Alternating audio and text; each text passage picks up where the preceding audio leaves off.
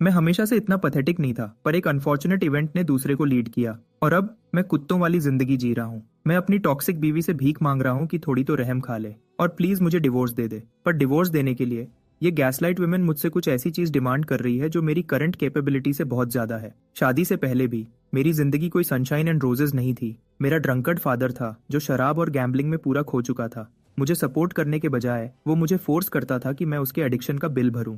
मेरा तो बहुत दिल था कि मैं उस ड्रंक फादर को छोड़कर आगे बढ़ जाऊं, पर वो अकेला फैमिली मेंबर था जो बचा था। मेरी मदर तो पहले ही गुजर चुकी थी। मेरे पास कोई चॉइस नहीं थी, इसलिए मुझे करना पड़ा हर तरह के छोटे मोटे और ऑड जॉब्स ताकि मैं गुजारा कर सकूं। कभी कभी विश करता था कि काश मेरी किस्मत भी दूसरे लोगों जैसी अच्छी होती। फिर भी मैंने उम्मीद नहीं छोड़ी और इस भरोसे पे टिका रहा कि मेरा फादर किसी दिन सुधर जाएगा। मैंने तो एक बार उसको बड़ी अमाउंट में पैसे भी दिए थे, सिर्फ इसलिए क्योंकि उसको कोई क्रिप्टो करेंसी खरीदनी थी। पर वो अच्छा दिन जब मेरा फादर चेंज होता वो कभी नहीं आया और उसकी बुरी आदतों ने उसको मौत तक खींच लिया, मुझे अकेला छोड़कर।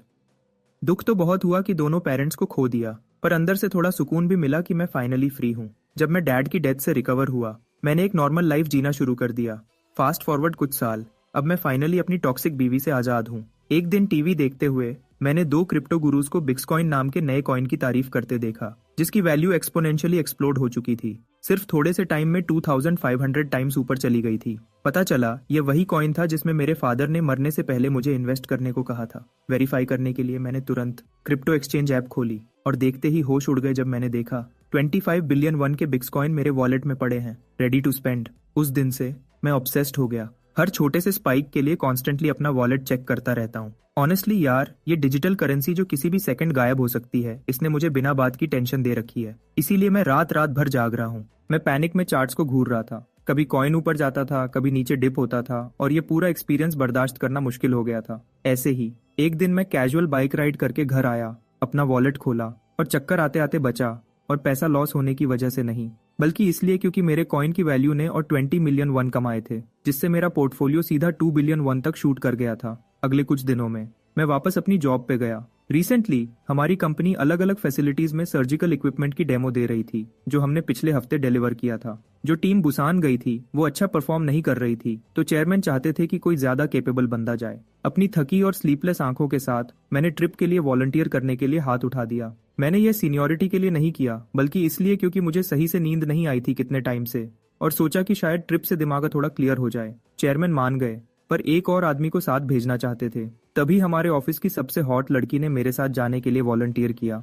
तुम सोच रहे होगे कि मैं कितना लकी बास्टर्ड हूँ, और बिलीव मी, मेरे कोवर्कर्स भी यही सोच रहे थे। कुछ तो बेग भी कर रहे थे कि उन्हें मेरी जगह दे दो इस ट्रिप पे, पर चेयरमैन ने मना कर दिया क्योंकि सिर्फ 2 लोगों की जरूरत थी। बाय द वे, उसका नाम सुआ था। नाम की बात कर ही रहा हूँ, शायद मैं अपना इंट्रोडक्शन देना भूल गया। मेरा नाम किम है। आगे के दिनों में मुझे फाइनली उस ऑफिस ब्यूटी के साथ ट्रैवल करने का मौका मिला। रास्ते में उसने बताया कि जिस कार में हम थे वो उसकी थी, उसने पिछले साल अपने भाई से खरीदी थी। मुझे ये भी पता चला कि वो बुसान जाने के लिए सीरियसली एक्साइटेड थी, वर्क की वजह से नहीं, बल्कि क्योंकि वो उसका होम टाउन था। उसने कहा कि वो अक्सर आती थी, पर वर्कलोड की वजह से दूर रह रही थी। उसको थोड़ा फ्री टाइम में एंजॉय करते देखकर मुझे एक गहरी बात रियलाइज हुई। इस दुनिया में हर किसी की अपनी छोटी सी दुनिया होती है, जो उनके ड्रीम्स, एम्बिशंस और छोटी छोटी चीजों से बनती है, जो उन्हें सुकून देती है। इस बात ने मुझे सोचने पर मजबूर कर दिया कि मुझे किस तरह की दुनिया में जीना चाहिए। मेरी पॉकेट में इतना पैसा है, फिर भी मेरे दिल में बिल्कुल सुकून नहीं है। जैसे जैसे दिन ढलता गया, हमने थोड़ा रिलैक्स करने के लिए एक छोटा ब्रेक लिया। तभी उसने मुझे एक डिपार्टमेंट स्टोर चलने को कहा। उसने कहा कि अब जब हम बुसान में हैं तो शॉपिंग करनी है, और एक चीज भी थी जो वो मुझे बताना चाहती थी। उस वक्त मैंने ज्यादा सोचा नहीं या उसके इंटेंशंस पे क्वेश्चन नहीं किया, तो मैं तुरंत मान गया। पर उस दिन बाद में शॉपिंग करते वक्त मैंने कुछ अजीब नोटिस किया। अगर हम ऑनलाइन शॉपिंग करते तो चीजें कितनी सस्ती मिलती, तो हम यहाँ क्यों हैं? बातें और अजीब हो गईं जब उसने मुझे अपने लिए एक सूट चूज करने को कहा और बोला कि वो बिल पे करेगी। जब मैंने हैरानी से पूछा क्यों, तो वो पूरी तरह लाल हो गई और माना कि उसको एक फेवर चाहिए। मेरे जोर देने पर उसने आखिरकार कन्फेस किया। वो चाहती थी कि मैं उसके बॉयफ्रेंड बनने का नाटक करूं उसके पेरेंट्स के सामने। यार, मैं तो स्टंट रह गया। उसने आगे बताया कि उसके पेरेंट्स एक्सपेक्ट कर रहे थे कि वो रिलेशनशिप में हो, क्योंकि उसकी छोटी बहन तो पहले ही डेट कर रही थी। उस पल मेरी धड़कन तेज हो गई और मेरे पेट में तितलियां उड़ने लगीं। फाइनली मैं उसके पेरेंट्स से एक फैंसी रेस्टोरेंट में मिला। झूठ नहीं बोलूंगा, वो काफी तारीफ करने वाले लोग थे। बस बोले जा रहे थे कि उनकी बेटी कितनी परफेक्ट है। पर सच कहूं, मैं भी क्लाउड 9 पे था, हर मोमेंट एंजॉय कर रहा था। मेरे जैसे डिवोर्स्ड गाय के लिए सिर्फ नाटक करना भी दिल की धड़कन को तेज कर देता है। चूंकि उसके पेरेंट्स को पता था कि हम एक ही कंपनी में काम करते हैं, तो नेचुरली उन्होंने पूछा कि हम इतने करीब कैसे आए। ऑफ कोर्स मुझे एक झूठी मूठी स्टोरी घड़नी पड़ी ताकि वो बात कन्विंसिंग लगे। सुआ के पेरेंट्स ने मुझे जिस तरह गर्मी से ट्रीट किया, उससे मुझे याद आई आखिरी बार जब मैं अपने रियल इन लॉज से बुरा मिला था। वो लोग भी अपनी बेटी की तरह ही घटिया थे। उनकी ठंडी और जालिम बातें आज भी मेरे दिमाग में रेंट फ्री घूमती हैं। लॉन्ग स्टोरी शॉर्ट, मैंने उन्हें जीतने की बहुत कोशिश की, पर वो टाइम खराब करना था। उसके कंपैरिजन में सुआ के पेरेंट्स तो इंसान के रूप में फरिश्ते लग रहे थे। पर शुक्र है मैं अब मैरिड आदमी नहीं हूँ। उस यादगार शाम के बाद उसके पेरेंट्स ने फाइनली विदा लेने का डिसाइड किया। उन्होंने प्यार से अपनी बेटी को कहा कि वो मेरे साथ अपनी डेट एंजॉय करे।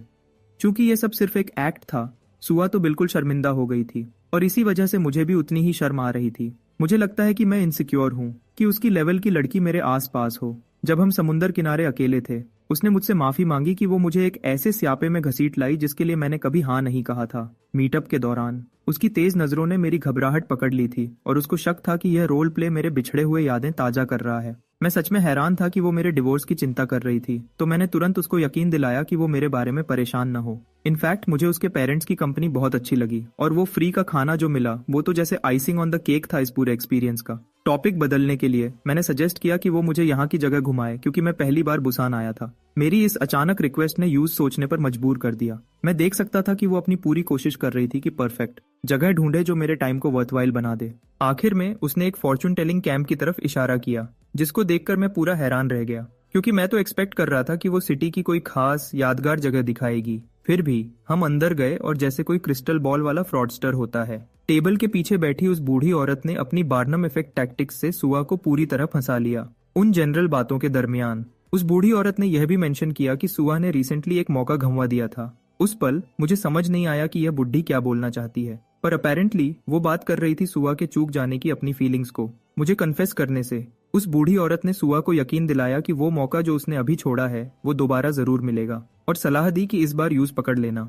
जब सुआ उस बुढ़ी की बकवास पे भरोसा कर रही थी, मैं तो ध्यान ही नहीं दे रहा था। मेरे लिए फॉर्चून टेलिंग सिर्फ एक स्कैम है। खैर, आखिरकार मेरी बारी आई। हालांकि मैं दिल से राजी नहीं था, पर सुआ ने इंसिस्ट किया कि मैं भी अपना फ्यूचर जानूं ताकि हमारा यहाँ आना वर्थवाइल हो। और मुझे लगा कि अब इससे ज्यादा अजीब कुछ नहीं हो सकता। पर उस बूढ़ी औरत ने सच में मेरी दुखने वाली नस दबा दी। उस औरत को किसी तरह पता था कि मेरा बचपन आसान नहीं था और मैं गरीबी में बड़ा हुआ हूँ। उसने मुझे और हैरान किया ये कहकर कि मेरे जैसे लोगों की किस्मत में ढेर सारा पैसा लिखा होता है। उसने कहा कि यह तो बस शुरुआत है और मेरी किस्मत की चमक बढ़ती जाएगी। उसने मुझे सलाह दी कि मैं दुनिया घूमूं और नए एक्सपीरियंसेस कलेक्ट करूं। तभी उसने कहा, ज्यादा अच्छे मौके मेरी तरफ खुद खिंचे चले आएंगे। मुझे बस अपनी जिंदगी को पूरी तरह जीना था और मौके मेरे पास दौड़े चले आएंगे, चाहे वो प्यार हो या पैसा। उसने कहा, मैं जो चाहूं वो पा सकता हूं। उसकी बातों ने मुझे बहुत सोचने पर मजबूर कर दिया और मेरे अनयूज्ड सेविंग्स की चिंता और बढ़ गई। उसने जो भी कहा उसका आधा तो मुझे समझ नहीं आया, पर अच्छा लगा कि एक बदलाव के रूप में कुछ पॉजिटिव सुनने को मिला। बदकिस्मती से वो छोटी सी खुशी उस पल गायब हो गई जब उस बूढ़ी औरत ने उस बेकार बकवास के लिए 200,000 वन मांग लिए। ऐसा लगा जैसे पूरे महीने की शॉपिंग और बस का किराया सीधा पानी में चला गया। शुक्र है हम जल्दी उस जगह से निकल गए उससे पहले कि वो और फ्रॉड करती। अगली जगह जो सुआ ने सोची थी वो ह्युंडई मार्केट थी, जहां वो कुछ ग्रिल्ड फूड खाना चाहती थी। इसी दौरान मैं अब भी अपने अकाउंट में पड़ी उस सोई हुई दौलत के बारे में सोच रहा था कि क्या पैसा सच में खुशी खरीद सकता है। मुझे जवाब तो नहीं मिला, पर मैंने ज्यादा गुजारिश नहीं की।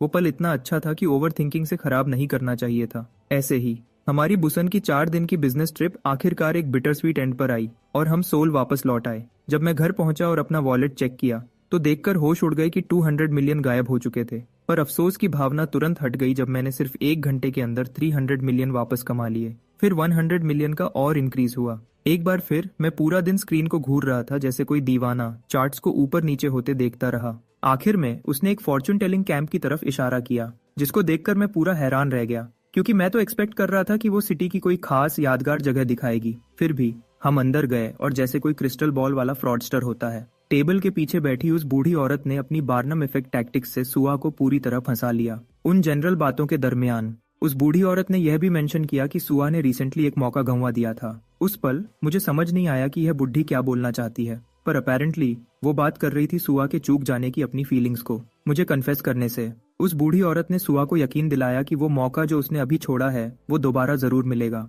और सलाह दी कि इस बार यूज पकड़ लेना। जब सुआ उस बुढ़ी की बकवास पे भरोसा कर रही थी, मैं तो ध्यान ही नहीं दे रहा था। मेरे लिए फॉर्चून टेलिंग सिर्फ एक स्कैम है। खैर, आखिरकार मेरी बारी आई। हालांकि मैं दिल से राजी नहीं था, पर सुआ ने इंसिस्ट किया कि मैं भी अपना फ्यूचर जानूं ताकि हमारा यहाँ आना वर्थवाइल हो। और मुझे लगा कि अब इससे ज्यादा अजीब कुछ नहीं हो सकता। पर उस बूढ़ी औरत ने सच में मेरी दुखने वाली नस दबा दी। उस औरत को किसी तरह पता था कि मेरा बचपन आसान नहीं था और मैं गरीबी में बड़ा हुआ हूँ। उसने मुझे और हैरान किया ये कहकर कि मेरे जैसे लोगों की किस्मत में ढेर सारा पैसा लिखा होता है। उसने कहा कि यह तो बस शुरुआत है और मेरी किस्मत की चमक बढ़ती जाएगी। उसने मुझे सलाह दी कि मैं दुनिया घूमूं और नए एक्सपीरियंसेस कलेक्ट करूं।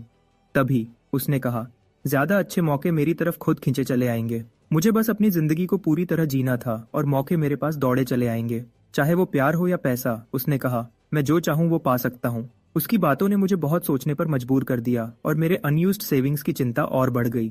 उसने जो भी कहा उसका आधा तो मुझे समझ नहीं आया, पर अच्छा लगा कि एक बदलाव के रूप में कुछ पॉजिटिव सुनने को मिला। बदकिस्मती से वो छोटी सी खुशी उस पल गायब हो गई जब उस बूढ़ी औरत ने उस बेकार बकवास के लिए 200,000 वन मांग लिए। ऐसा लगा जैसे पूरे महीने की शॉपिंग और बस का किराया सीधा पानी में चला गया। शुक्र है हम जल्दी उस जगह से निकल गए उससे पहले कि वो और फ्रॉड करती। अगली जगह जो सुआ ने सोची थी वो hyundai मार्केट थी, जहां वो कुछ ग्रिल्ड फूड खाना चाहती थी। इसी दौरान मैं अब भी अपने अकाउंट में पड़ी उस सोई हुई दौलत के बारे में सोच रहा था कि क्या पैसा सच में खुशी खरीद सकता है। मुझे जवाब तो नहीं मिला, पर मैंने ज्यादा गुजारिश नहीं की। वो पल इतना अच्छा था कि ओवर थिंकिंग से खराब नहीं करना चाहिए था। ऐसे ही हमारी बुसन की 4 दिन की बिजनेस ट्रिप आखिरकार एक बिटर स्वीट एंड पर आई और हम सोल वापस लौट आए। जब मैं घर पहुंचा और अपना वॉलेट चेक किया तो देखकर होश उड़ गए कि 200 मिलियन गायब हो चुके थे। पर अफसोस की भावना तुरंत हट गई जब मैंने सिर्फ 1 घंटे के अंदर 300 मिलियन वापस कमा लिए। फिर 100 मिलियन का और इंक्रीज हुआ। एक बार फिर मैं पूरा दिन स्क्रीन को घूर रहा था जैसे कोई दीवाना, चार्ट्स को ऊपर नीचे होते देखता रहा। उन लोगों ने मेरी हिम्मत बढ़ाने की बहुत कोशिश की, मुझे यकीन दिलाया कि असली उछाल तो अभी शुरू ही नहीं हुआ है। उन्हें इतना कॉन्फिडेंस से कॉइन के बारे में बात करते सुनकर मैं फिर से डायलेमा में पड़ गया। क्या मुझे थोड़ा और होल्ड करना चाहिए? शायद मैं लालची हो रहा था, पर जो भी हो इसका फायदा बहुत बड़ा हुआ। अगले ही दिन बिटकॉइन में एक और हिस्टोरिक ब्रेकआउट हुआ। प्राइस दुगना से ज्यादा हो गया और यह वर्ल्ड वाइड सेंसेशन बन गया। इस बड़े हाइक के साथ मेरे पोर्टफोलियो में जबरदस्त एक्सपेंशन हुआ। अचानक मैं 100 बिलियन वन पर बैठा था और जैसे किसी भी नॉर्मल इंसान के साथ होता, मेरे होश उड़ गए और डर के मारे बुरा हाल हो गया और मेरा दिल ऐसा लगा कि वह अभी सीने से बाहर निकल जाएगा। जब मैंने किसी तरह अपने आप को शांत किया, मैंने एक समझदारी वाला फैसला लिया कि पैसे निकाल लूं और कहानी खत्म कर दूं। पर एक बार फिर लालच आगे आ गया और मुझे लटका कर चला गया। वह ग्रीड मेरे अंदर, ऐसा लगा जैसे उसने शक्ल ले ली हो। मेरे कान में फुसफुसा रहा था कि थोड़ा सा और रुके रहो। पर फिर मुझे एक बात समझ आई, शायद यह मेरे फादर की मेहनत का फल था, वही आदमी जिसने एक बार मुझसे पैसे उधार मांगे थे। इस सोच के साथ मुझे अच्छी तरह पता था कि अब क्या करना है। मैं उस स्ट्रगल के फल को ऐसे ही जाया नहीं होने दे सकता था। अगले दिन सुआ ने ऑफिस में मेरी कमी नोटिस की। सबसे पहले उसके दिमाग में यह ख्याल आया कि शायद मैं किसी और बिजनेस ट्रिप पर चला गया हूँ। जब उसने मेरे कोवर्कर्स से यह कंफर्म करना चाहा, तो उसे पता चला कि मैं तो पर्सनल डे ऑफ पर था। नेचुरली यह सुनकर वह कंफ्यूज हो गई। मैं एक आम बंदा था जिसके लाइफ में कुछ खास नहीं था, इसलिए उसकी कंफ्यूजन जायज थी। उसने बस उम्मीद की कि मैं ठीक हूँ। उसके उलट जो उसने सोचा, मैं एक्चुअली पास के फेरारी शोरूम में ऐसे ही शॉपिंग कर रहा था। सारी कार्स में से एक कार जिसने तुरंत मेरी आंख पकड़ी, वह फेरारी 458 इटालिया था। अपने काम के हिसाब से सेल्समैन ने स्पेक्स और फीचर्स की लंबी चौड़ी बातें शुरू कर दी, पर मुझे उसकी जरा भी परवाह नहीं थी। मुझे सिर्फ इसके लुक में इंटरेस्ट था। तो उसकी लंबी सेल्स पिच सुनने के बजाय मैंने अपना प्लैटिनम मास्टर कार्ड निकालकर उसे चुप करा दिया, पूरी अमाउंट वहीं पे करने के इरादे से। आप सोच रहे होंगे कि मैं इतनी आसानी से फेरारी की शॉपिंग कैसे कर रहा था। सच कहूं तो मैंने उस रास्ते को फॉलो किया जो मेरे फादर ने मेरे लिए बनाया था। मैंने अपने सारे कॉइन्स बेच दिए। यूएस डॉलर्स में मेरी वर्थ 100 मिलियन थी, जो मोटे तौर पर 100 बिलियन वन मेरे हाथ में थे। इतने सारे पैसे बैठे थे खर्च होने का इंतजार करते हुए। मुझे समझ नहीं आया कि और क्या करूं। तो हाँ, इस तरह मैंने फेरारी खरीदी। ट्रांजैक्शन कंप्लीट होने के बाद मैं शोरूम से ऐसे बाहर निकला जैसे कोई टोटल कूल गाय हो जिसे 0 फर्क पड़ता हो। पर अंदर ही अंदर मुझे हार्ट अटैक आने वाला था। जो कार मैंने अभी खरीदी थी उसकी कीमत 490 मिलियन वन थी। आपको ये कितना इंसेन है समझाने के लिए। बस याद रखो, जब मैं उस फॉर्चून टेलर को 2 लाख वन पे करने पर पसीना छोड़ रहा था, फिर भी मैंने पूरा जोर लगा दिया और अपनी विश लिस्ट की हर चीज चेक की। एक लग्जरी कार और एक फैंसी सूट तो मिल गया। मेरी टू डू लिस्ट पे अगली चीज थी अपने लिए एक स्वीट लग्जरी अपार्टमेंट ढूंढना। तो बिना किसी शक के मैंने शहर के सबसे बेस्ट हाउसिंग कॉम्प्लेक्स में एंट्री ली। रिसेप्शनिस्ट से रिक्वेस्ट करने से पहले मैंने 2 बार भी नहीं सोचा कि मुझे यहाँ अवेलेबल सबसे बेस्ट अपार्टमेंट दिखाएं। रिसेप्शनिस्ट ने आखिरकार मुझे एक सबसे महंगे अपार्टमेंट्स में से एक का टूर दिया। एक पल के लिए इतनी लग्जूरियस जगह खरीदते हुए मुझे अलग सा फील हुआ। मैं इस तरह की लाइफस्टाइल का आदी नहीं था। अपार्टमेंट्स मेरे टेस्ट के लिए बहुत ज्यादा लग्जूरियस थे। सिर्फ बाथरूम ही मेरे पुराने घर से बड़े थे और उस हाई राइज अपार्टमेंट से जो व्यू था, ऐसा कुछ मैंने अपनी जिंदगी में कभी नहीं देखा था। एक ही पल में मैंने मन बना लिया और आगे बढ़ा।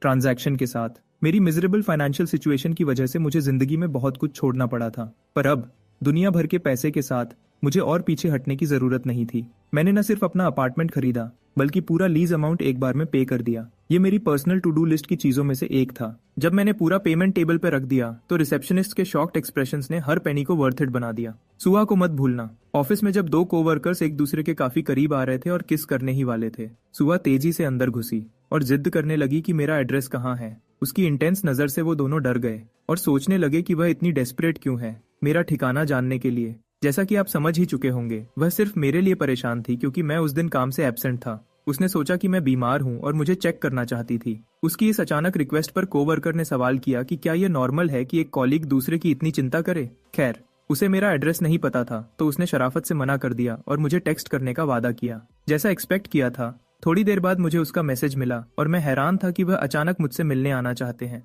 जब मुझे रियलाइज हुआ कि मैंने उन्हें फिजूल में परेशान किया है, मैंने माफी मांगी और अपना एड्रेस भेज दिया। सुहा जुंगयप का शुक्रगुजार था कि उसने मेरा एड्रेस ढूंढ दिया। जितनी एक्साइटेड वह लग रही थी, जुंगयप को शक हुआ कि शायद उसे सच में मुझसे प्यार हो गया है। आखिरकार वो दोनों ने साथ मिलकर मुझे मिलने आने का फैसला किया। वह सच में क्यूरियस थे कि मैं कैसी जगह रहता हूँ और वह उत्साहित थे, पर जिस पल वह पहुंचे उनके होश उड़ गए।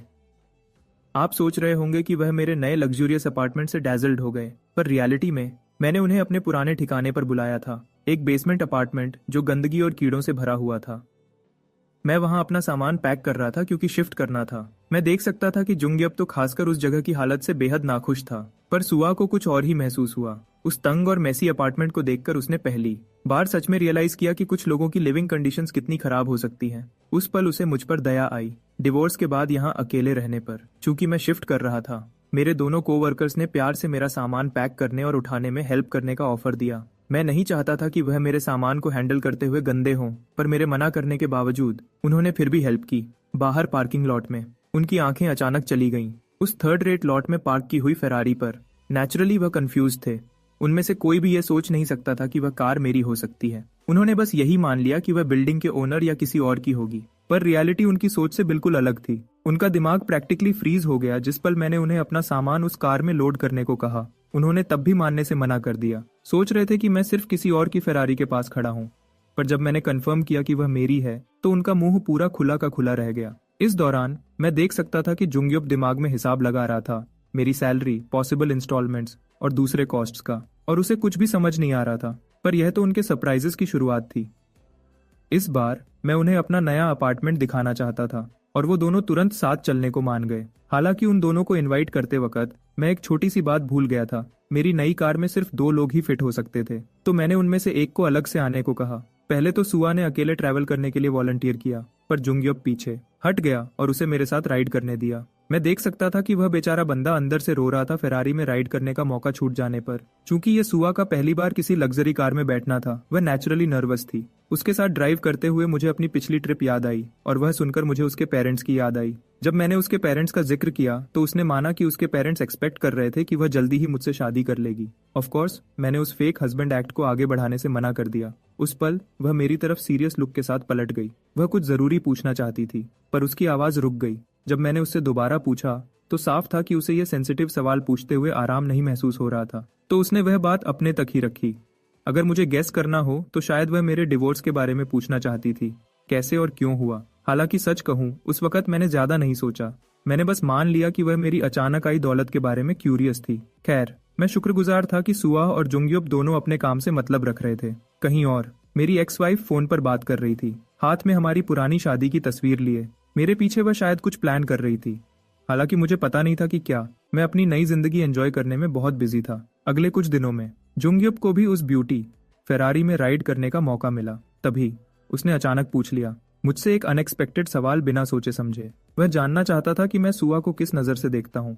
मुझे अपने कॉलीग का यह सवाल अच्छा नहीं लगा, पर चूंकि हम साथ में हैंग आउट कर रहे थे, मैंने उसका सवाल आंसर करने का फैसला किया और सुहा को जितना हो सके उतने अच्छे तरीके से डिस्क्राइब किया।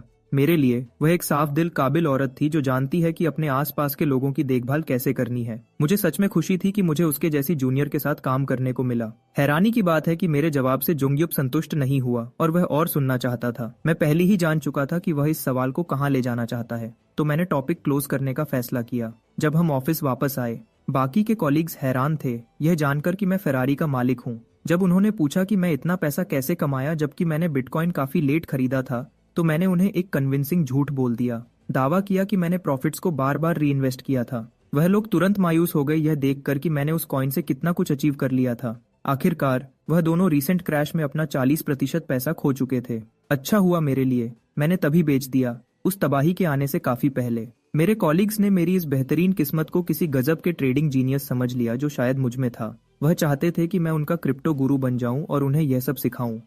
हम तीनों में से सिर्फ मैं ही जानता था कि वह गलत जगह पहुंचे थे। बात को टालने के लिए मैंने बस कुछ उल्टा सीधा बक दिया, सिर्फ एक line, heart of a beast. वह दोनों मेरी बातों को बहुत ज्यादा सीरियस ले गए और उसका मतलब निकालने लगे। मैं इतना सीधा झूठ बोल नहीं पा रहा था, तो मैंने चुप रहने का फैसला किया। शुक्र है मुझे कुछ कहने की जरूरत नहीं पड़ी, क्योंकि उनमें से एक ने मान लिया कि मेरे कहने का मतलब था एक अच्छी सोच रखना। खैर, मैंने उसे उसके हिसाब से जीने दिया। वह मुझे मेरी फाइनेंशियल सक्सेस के बारे में सवाल करते रहे और मान लिया कि मैं शायद और बिजनेस वेंचर्स ढूंढ रहा हूँ। मैंने बस हाँ में सिर हिलाकर उनके साथ नाटक किया। हालांकि मैंने उन्हें थोड़ा सच भी बताया। मैंने सच में और कई कॉइन्स में री इन्वेस्ट किया था, क्योंकि मेरी इंस्टिंक्ट ने मुझे कहा कि क्रिप्टो में अभी और ग्रोथ की गुंजाइश है। उन्हें कुछ कॉइन्स सजेस्ट करने से पहले मैंने पूरी तरह साफ कर दिया कि मैं किसी चीज के लिए जिम्मेदार नहीं हूंगा। रिस्क लेना उनका फैसला था। आखिरकार मैंने उन्हें XRP और इथीरियम के बारे में बताया, दो कॉइन्स जिनकी सबसे ज्यादा पोटेंशियल थी। जैसा एक्सपेक्ट किया था, दोनों कोवर्कर्स को शक हुआ क्योंकि वह उस वक्त रिलेटिवली नई करेंसीज थीं, तो मुझे बीच में आकर सब कुछ समझाना पड़ा। XRP का मुख्य मकसद इंटरनल बैंक ट्रांजैक्शंस को सपोर्ट करना था, जबकि इथीरियम का मकसद ब्लॉकचेन टेक्नोलॉजी का इस्तेमाल करके अलग अलग तरह के ट्रांजैक्शंस को एनेबल करना था। ऑफ कोर्स ये प्राइस इंक्रीज की गारंटी नहीं देता था, पर दूसरे कॉइन्स के मुकाबले ये दोनों अपने रिलेटिवली लो रिस्क की वजह से बहुत सारे इन्वेस्टर्स का ध्यान जरूर खींचेंगे। वह लोग सच में हैरान थे कि मेरे पास इतना अनकॉमन गहरा नॉलेज है, पर यह इतना सरप्राइजिंग नहीं होना चाहिए था। आखिरकार मैंने अपनी पूरी दौलत दांव पर लगाई थी। जब मैं अपनी सो कॉल्ड नॉलेज का प्रदर्शन कर रहा था, सुआ रेस्टरूम में फ्रेश हो रही थी। उसका दिमाग ज्यादातर काम में व्यस्त था। हालांकि अगली चीज जो उसके दिमाग में थी वह मैं था। फिर कुछ लड़कियां रेस्टरूम में उसके साथ आईं, जो मेरी रिसेंटली खरीदी हुई फेरारी के बारे में गॉसिपिंग कर रही थीं। चूंकि वह मान नहीं सकती थी कि मेरे पास सच में इतनी दौलत है, अफवाह फैलने लगी कि मैंने कार उधार के पैसे से खरीदी है और अब कर्ज में डूबा हुआ हूँ। सिर्फ यही नहीं, गंदी अफवाहें भी थीं कि मैं गैम्बलिंग और शराब की आदत में पड़ गया हूँ। जैसे ही वह लड़कियां मेरे बारे में झूठ फैलाती रहीं, सुआ चुपचाप सुनती रही जब तक कि उस पल उसका सब्र टूट गया। मेरा नाम साफ करने के लिए उसने उन्हें कन्फ्रंट किया और पूछा कि अफवाहें किसने शुरू की हैं। थोड़ी देर बाद कोई जाना पहचाना ऑफिस में आया और तुरंत सबका ध्यान उस पर गया। वह एक औरत थी और काफी खूबसूरत। वह सीधे काउंटर पर गई और टीम लीडर से मेरे ठिकाने के बारे में पूछा। टीम लीडर ने ज्यादा हेल्प नहीं की। उसने जानबूझकर सच छुपाया और झूठ बोला कि मैं बाहर गया हूँ। पर मेरी बुरी किस्मत, मैं उसी पल कॉन्फ्रेंस पेपर्स का बड़ा स्टैक लिए ऑफिस के दूसरी तरफ से गुजर रहा था। उस औरत ने मेरी आवाज पहचान ली और मेरी तरफ पलट गई। जैसे ही उसने बॉक्सेस पकड़ने में मेरी हेल्प की, मैंने उसका शुक्रिया अदा किया, पर तुरंत वापस भी ले लिया। वह औरत कोई और नहीं, मेरी एक्स वाइफ थी। हाँ, वही बिच जिसने मुझे पहले ही काफी ट्रॉमा दिया था। जिस पल मैंने उसका चेहरा देखा, मेरा दिमाग सीधा पिछले वक्त में चला गया। हर बार जब उसने मेरे साथ कचरे जैसा बर्ताव किया। हमारे हनीमून पर भी उसने मुझसे लड़ाई की और मुझे जलील किया क्योंकि मैंने हमारे रुकने के लिए बेस्ट होटल बुक नहीं किया था। वह गैसलाइटिंग में PhD की हुई औरत थी, जबकि मैं एक सीधे साधे विचारों वाला आम इंसान था। उसके ताने, उसकी गैसलाइटिंग और जिस तरह से उसने हमेशा मुझे इनसिक्योर फील कराया, आज भी मेरे दिमाग में गूंजते हैं। और अब उसे सीधे अपने सामने देखकर मैंने आंख मिलाना भी नहीं चाहा। पर चूंकि वह मेरे जूनियर के ऑफिस में काम कर रही थी, मेरा जवाब देना फर्ज बन गया, हालांकि न चाहते हुए। बॉक्सेस नीचे रखने के बाद मैंने न चाहते हुए वो फाइल्स ले लीं जो वह देना चाहती थी। मैं पलटा नहीं, उसकी प्रेजेंस से डरना तो दूर की बात थी। फाइल्स लेने के बाद मैं कॉन्फिडेंस से उसे आगे निकल गया, जिससे वह और गुस्सा हो गई। उसका गुस्सा साफ दिख रहा था। वह नाराज थी कि मैंने उस डरपोक लूजर की तरह एक्ट नहीं किया जो मैं हुआ करता था। ओह, मुझे लगता है मैं उसका नाम बताना भूल गया। वह हंचेवन है। वह ऑफिस में मेरी फेरारी देखकर परेशान थी। क्या ही सैवेज था मैं, है ना? ये बिच अब पछता रही है कि उसने मुझे डिवोर्स दिया। अगर उसे पता होता कि मैं इतना अमीर होने वाला हूँ तो वह उस शादी को थोड़ा और खींच लेती। पर अब पिछला वक्त रोकर वापस नहीं आना था, इसलिए उसने डिसाइड किया कि वह मुझे पूरी तरह नीचे गिरा देगी। जैसे ही उसने ऑफिस में एंट्री ली, उसने अपना वह झूठा इनोसेंट बिच फेस बना लिया। ऐसे एक्ट कर रही थी जैसे डिवोर्स से परेशान बेचारी विक्टिम हो। उसकी टॉक्सिक फीमेल फ्रेंड्स ने उसे घेर लिया, उसे तसल्ली देने की कोशिश कर रही थी। अपनी ऑस्कर विनिंग परफॉर्मेंस देते हुए, रोने का नाटक करते हुए उसने सीधा मेरे बारे में झूठ बोला। दावा किया कि मैंने उस पर चिल्लाया, जबकि वह सिर्फ मुझे फाइल्स देने आई थी। वह अपने प्रो फेमिनिस्ट क्लिक से इधर उधर सिंपैथी बांट रही थी, पर वहां मौजूद सारी औरतों में से एक नर्डी लड़की इतनी बेवकूफ नहीं थी कि उसकी एक्टिंग में फंसी। इस दौरान मैं चुपचाप अपने ऑफिस स्पेस में अपना काम कर रहा था। हालांकि मेरा दिमाग बार बार उसकी तरफ जा रहा था। वह फाइनली वापस आ चुकी थी। पहले तो मुझे डर लगता था कि जब वह ऑफिस लौटेगी तो उसे देखकर ही मैं बीमार पड़ जाऊंगा, पर सच कहूं मैं बिल्कुल भी इंटिमिडेटेड नहीं था। इनफैक्ट मुझे कुछ भी महसूस नहीं हुआ। अचानक मेरा कोवर्कर मेरे पीछे से चुपके से आया और कुछ बात करना चाहता था। जब हम रूफटॉप पर पहुंचे उसने अचानक मुझे गले लगा लिया, जबकि दूसरे लोग मुझे बधाई दे रहे थे किसी वजह से जो मुझे समझ नहीं आई। जब मैंने सांगी से पूछा कि ये क्या बकवास हो रही है तो उसने फाइनली राज खोला। पता चला XRP की वैल्यू ने आसमान छू लिया था। सिर्फ 2 दिन में 70% और ऊपर चली गई थी। जिस पल मैंने यह सुना मैं गहरी सोच में चला गया। दिमाग में हिसाब लगा रहा था कि मैंने इस उछाल से कितना कमाया होगा। जैसा कि सामने आया मेरे XRP इन्वेस्टमेंट्स अकेला ही छू चुका था। एक बड़ा 100 बिलियन का आंकड़ा। यह नंबर सुनकर मैं हैरानी से पसीना छोड़ रहा था। इस दौरान मेरे कोवर्कर्स सिर्फ कुछ मिलियन कमाकर जश्न मना रहे थे, जो मेरे मुकाबले में सिर्फ चिलर स्पेयर चेंज था। वह मुझसे पूछने लगे कि मैंने XRP में कितना इन्वेस्ट किया था। मुझे झूठ बोलने में हिचकिचाहट हो रही थी, पर सच बोलना उनके होश उड़ा देता। तो मैंने आमतौर पर कह दिया कि मैंने हर कॉइन में 10 बिलियन इन्वेस्ट किए थे। ऑफ कोर्स वह इतना बड़ा नंबर सुनकर शॉक्ड थे। हालांकि यह मेरे असली इन्वेस्टमेंट का सिर्फ 20% ही था। 10 बिलियन इन्वेस्ट किया तो उन्होंने सोचा कि मेरा प्रॉफिट लगभग 7 बिलियन होगा। फिर वह पूछने लगे कि उन्हें होल्ड करना चाहिए या बेच देना चाहिए, पर चूंकि मैं जिम्मेदार नहीं बनना चाहता था मैंने उन्हें अपना फैसला खुद लेने को कहा। देखो, मुझे लग रहा था कि XRP में यह अचानक उछाल थोड़ा शक के दायरे में था। एक करेंसी जो असल में बैंक ट्रांजैक्शंस को तेज करने के लिए डिजाइन की गई थी, उसका अचानक बढ़ जाना ज्यादा समझ नहीं आया। एक ही एक्सप्लेनेशन जो मेरे दिमाग में आई वह ये थी कि ग्रीड क्रिप्टो मार्केट में जितना एक्सपेक्ट किया था उससे ज्यादा तेजी से फैल रहा था। 2 दिन तक नॉन स्टॉप गेन्स का मतलब अक्सर ये होता है कि कुछ बड़ा होने वाला है। जब उन्होंने पूछा कि मेरा क्या प्लान है तो मैंने सीधे कह दिया कि मेरा अभी बेचने का कोई इरादा नहीं है। जबकि मेरे कोवर्कर सोच रहे थे कि मैं शायद लालची हो रहा हूँ। मैंने सोचा कि जब सब लालची हो रहे हैं तो एक और उछाल पक्का आएगा। उस दिन कंपनी में यह बात तेजी से फैल गई कि मैंने क्रिप्टो से बहुत बड़ा हाथ मारा है। कम उम्र में अमीर होने की यह चटपटी कहानी सबका ध्यान खींचने के लिए काफी थी। जल्दी ही हर बातचीत में मेरा नाम लिया जा रहा था। जब सब इस बारे में बात कर रहे थे कि मैंने कैसे इतना पैसा बनाया और दूसरों की भी थोड़ी कमाई करने में हेल्प की, मेरी bitch of an ex wife ये सब सुन रही थी। और जैसा एक्सपेक्ट किया जाता वह पूरी तरह तबाह हो चुकी थी। इतना ज्यादा कि उसने अपनी कॉफी फर्श पर फेंक दी। सबका ध्यान अपनी तरफ खींच लिया। कट टू सुआ एक कैफे में बैठी है। उसकी प्रेजेंस अकेली ही काफी थी। हर किसी की आंखों को अपनी तरफ खींच रही थी। कुछ तो उसे मॉडल भी समझ रहे थे। हालांकि इंटरेस्टिंग बात यह थी कि वह थोड़ी उदास लग रही थी। पता चला कि उसे जोंग योप ने बुलाया था, जो उसे मेरे बारे में बात करना चाहता था। चूंकि वह मूड में नहीं थी, उसने उसे बकवास बंद करने और सीधे बात पर आने को कहा। जुंग योप ने उसकी सीधी बात का एहतिराम किया और पूछा कि मेरे बारे में जो अफवाहें फैल रही हैं उसे क्या लगता है। उन्होंने कहा कि मैं गैम्बलिंग का आदी था और अपनी एक्स वाइफ को अब्यूज करता था। हैरानी की बात है कि सुआ ने उसकी हर बात से डिसएग्री किया। उसको पता था कि ये सब बस जानबूझकर फैलाई जा रही गंदी गॉसिप है। जुंग योप उसके जवाब से संतुष्ट लगा और एक और सवाल पूछने आया, क्या वह मुझे लाइक करती है? यह वह सवाल था जिसका जवाब वह सच में उससे जानना चाहता था। और यह सुनकर वह तुरंत शर्मा गई। उसने जल्दी से मुझे फ्रेंड जोन करने की कोशिश की, पर जुंगयोप जिद्दी था। उसको पता था कि मामला सिर्फ दोस्ती से ज्यादा है। अचानक उसने उसे सजेस्ट किया कि उसे मुझसे कन्फेस कर देना चाहिए। ऑफ कोर्स ये कहना आसान था, पर करना मुश्किल, और वह शर्म से अपने आप को छुपा नहीं पा रही थी। इस दौरान मैं अपने चिपकू कोवर्कर्स से परेशान था, जो मेरे क्रिप्टो गेन्स के लिए मुझे जबरदस्ती बधाई दे रहे थे। हालांकि सब मेरे बारे में था। मैं अकेला था जो यह एंजॉय नहीं कर रहा था। मेरे कोवर्कर्स मेरी पिछली सलाह लेकर और कमाई करके बहुत खुश थे। मैं सच में हैरान था कि कितने लोगों ने अफवाहों को सुनकर मार्केट में छलांग लगा दी थी।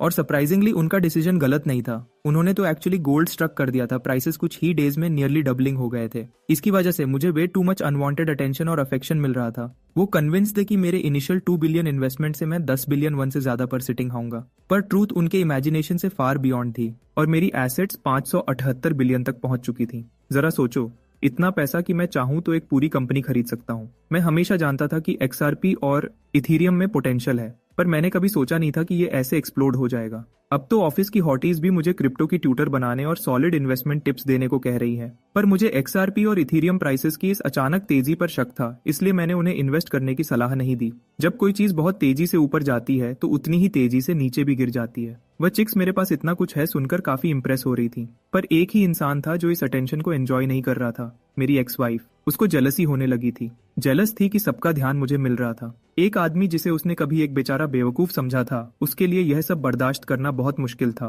काश मैं पहले इतना अमीर होता तो वह मुझे डिवोर्स देने की हिम्मत नहीं करती। उस पल उसे अपना ट्रम्प कार्ड खेलने के सिवा कोई रास्ता नहीं बचा था। इस दौरान कंपनी के ग्रुप चैट में सब मेरी दौलत के बारे में बात कर रहे थे, जैसा कि आम तौर पर होता था। चैट अब नर्डी कॉइन टॉक से भरा हुआ टेलीग्राम स्टाइल क्रिप्टो चैनल बन गया था। मुझे इससे कोई प्रॉब्लम नहीं था, कम से कम सब एंजॉय कर रहे थे और किसी को अभी तक कोई नुकसान नहीं हुआ था। तभी अचानक मुझे एक जाना पहचाना टेक्स्ट आया, जिसको देखकर मैं हिचकिचा गया। ऑफ कोर्स वह हन चेवोन थी, वही गैस लाइटिंग बिच जैसी वह थी। उसने हमारे डिवोर्स को शुगर कोट करने की कोशिश की और मुझसे फिर से नजदीकियां बढ़ाना चाहती थी। उसने मेरे गरीब बचपन और अनाथ होने पर दिखावा करते हुए सिंपैथी दिखाई। हमारे बीच चीजों को सुलझाने और हील करने के लिए उसने मिलने का सजेशन दिया, पर मुझे अच्छी तरह पता था कि वह क्या चाल चलने की कोशिश कर रही थी और मैं अब उसके गेम्स नहीं खेल रहा था। जैसे ही मैं उसका नंबर ब्लॉक करने वाला था, मुझे सुआ का कॉल आया। मैं बिल्कुल एक्सपेक्ट नहीं कर रहा था और तुरंत आंसर किया। वह हैरान थी कि मैंने कितनी जल्दी पिकअप किया, तो मुझे एक्सप्लेन करना पड़ा कि मैं बस फोन से खेल रहा था। फिर भी मैं क्यूरियस था कि उसने कॉल क्यों किया। उसने ज्यादा कुछ रिवील नहीं किया, बस कहा कि वह चेक कर रही थी। जैसे ही हम बातें कर रहे थे, कॉन्वर्सेशन नेचुरली आगे बढ़ी। उसने पूछा कि आने वाली छुट्टी के लिए मेरे क्या प्लान्स हैं।